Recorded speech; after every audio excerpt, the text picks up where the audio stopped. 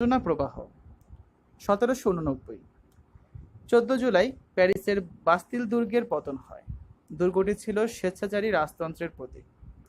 কেউ রাজশাসনের সমালোচনা করলে তাকে গ্রেফতার করা হতো এবং বিনা বিচারে অনির্দিষ্টকাল বাস্তিলের জেলখানায়, যা এককালে একটি দুর্গ ছিল, সেখানে আটক রাখা হতো। ফ্রান্সের ভার্সাই শহরে জ্যাকোবিন ক্লাব যাত্রা শুরু করে। প্রতিষ্ঠাতা ছিলেন ম্যাক্সিমিলিয়ান রোবস্পিয়র। 1790 কর্ডেলিয়ার্স ক্লাবের উদ্ভব হয়।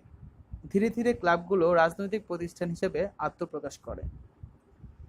1792 রাজা ষোড়শ লুইকে পদচ্যুত করা হয়। রাজতন্ত্র বিলোপ করা হয়।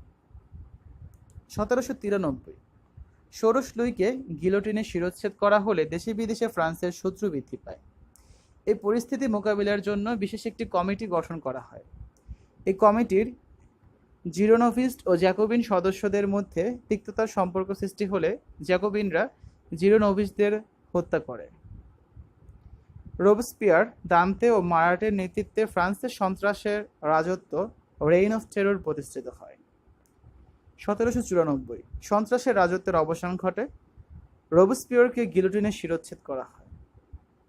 1799 নেপোলিয়ন ফরাসি প্রজাতন্ত্রের প্রথম কনসুল হিসেবে ক্ষমতা গ্রহণ করেন। নেপোলিয়নকে ফরাসি বিপ্লবের শিশু বলা হয়। ফরাসি বিপ্লবের সূত্র ধরে ফ্রান্সে জাতীয়তাবাদ আবির্ভূত হয়।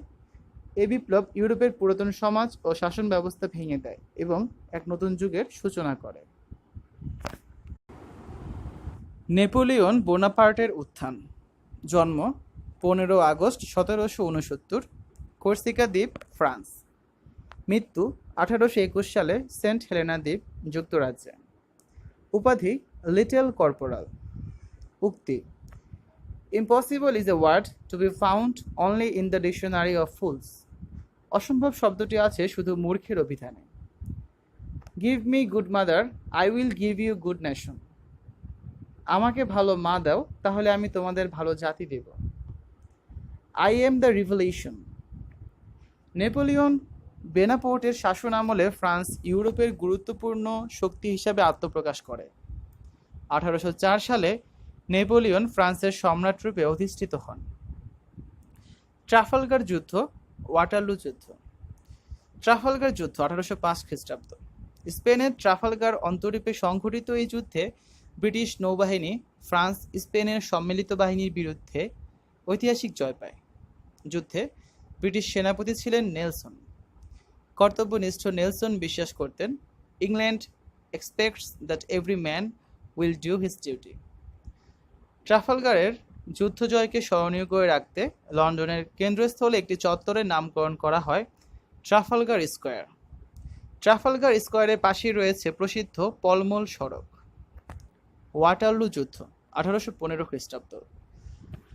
1814 সালে ইংল্যান্ডের রাজা তৃতীয় জর্জ হ্যানোভার, অধুনা জার্মানির উত্তর পশ্চিম অংশে অবস্থিত একটি প্রাক্তন রাষ্ট্র, এর সিংহাসনে আরোহণ করেন। 1815 সালে বেলজিয়ামের ওয়াটারলু নামক স্থানে ব্রিটেনের নেতৃত্বাধীন মিত্রবাহিনীর সাথে নেপোলিয়নের যুদ্ধ হয়। মিত্রবাহিনীর নেতৃত্ব দেন ডিউক অব ওয়াশিংটন। নেপোলিয়ন এ যুদ্ধে পরাজিত হন। ভিয়েনা কংগ্রেস 1815 খ্রিস্টাব্দ। সম্রাট নেপোলিয়নের সাম্রাজ্যবাদী নীতি সমগ্র ইউরোপ গ্রাস করতে উদ্যত হয়েছিল। ওয়াটারলুর যুদ্ধে পরাজিত হলে নেপোলিয়নকে দক্ষিণ আটলান্টিক মহাসাগরের সেন্ট হেলেনা দ্বীপে নির্বাসনে পাঠানো হয়। ওয়াটারলুর যুদ্ধের 2 সপ্তাহ পর সুইস আর্মি ফ্রান্সে আগ্রাসন চালায়। এই অবস্থায় ইউরোপে যে বিশৃঙ্খল পরিস্থিতি বিরাজ করেছিল তা থেকে উত্তরণ এবং দীর্ঘমেয়াদী শান্তি প্রতিষ্ঠার জন্য বিজয়ী মিত্র শক্তিবর্গ অস্ট্রিয়ার রাজধানী ভিয়েনায় এক সম্মেলন আহ্বান করেন। ইউরোপীয় এই সম্মেলন ভিয়েনা সম্মেলন নামে খ্যাত। 1815 সালের পর থেকে সুইজারল্যান্ড অদ্যাবধি অন্য কোনো দেশের বিরুদ্ধে যুদ্ধ করেনি। আন্তর্জাতিক ক্ষেত্রে সুইজারল্যান্ডকে নিরপেক্ষ রাষ্ট্র হিসেবে বিবেচনা করা হয়।